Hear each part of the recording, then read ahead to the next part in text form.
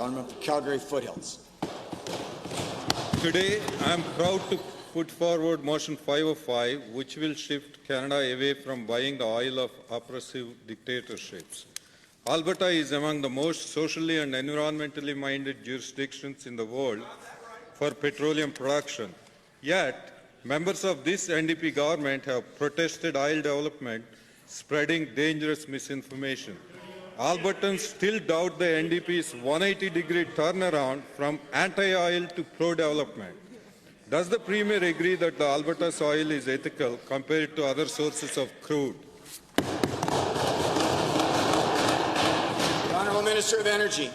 Thank you, Mr. Speaker. As I mentioned, we've worked very hard to get 2 pipelines. Those pipeline approvals came because of a climate leadership plan and the hard work on this side of the House. Our opposition keeps saying that if they are ever elected, they will scrap the climate leadership plan. Do they not understand that that's the very plan that got us 2 pipeline approvals?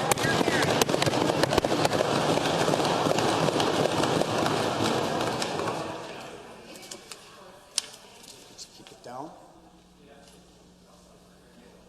First supplemental. Mr. Speaker, given the NDP want Albertans to celebrate the approval for the repair on Line 9 as if it is the same as a new pipeline, spooking Energy East proponents, and given that Alberta still needs Energy East, and given that Energy East is critical for ending Canada's dependence on dictator oil, when will the Premier stand up to her Leave fanatic friends, also known as dance partners, across Canada about the legacy of clean, ethical oil in Alberta and stop stoking the fires against pipeline approvals?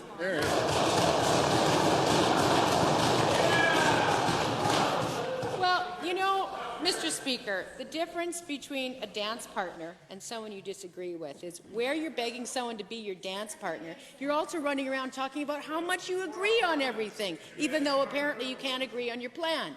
But, Mr. Speaker, what we've been very clear is that we object to and we reject the position of the LEAP manifesto and everything about it. And quite the opposite, Mr. Speaker. We have gone into places where people are not in favour of pipelines, and we have argued for pipelines, Mr. Speaker. We've talked to environmentalists, we've talked to labour unions, because, Mr. Speaker, you shouldn't yell at your opposition when you don't agree. You should try to bring— Thank you, Honourable Premier.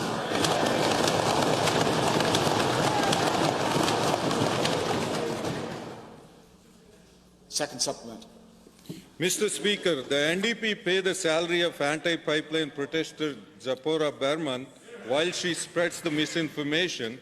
Given that Berman's rhetoric on pipelines proves that the Premier's social license plan hasn't convinced the eco-radicals, and given that this misinformation undermines the public confidence in pipelines, is Berman on the OSAG panel because she represents the personal views of the Premier, or will the Premier acknowledge the truth right now that Alberta oil is clean and ethical?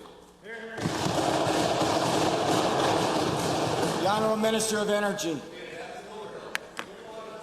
Thank you, Mr. Speaker. You know, we disagree with Ms. Berman's position on pipelines, but she is on the OSAG committee to help us. Honourable members, please pause the clock. Can't hear. Keep your voices down. Point of order noted. Minister of Energy, please continue.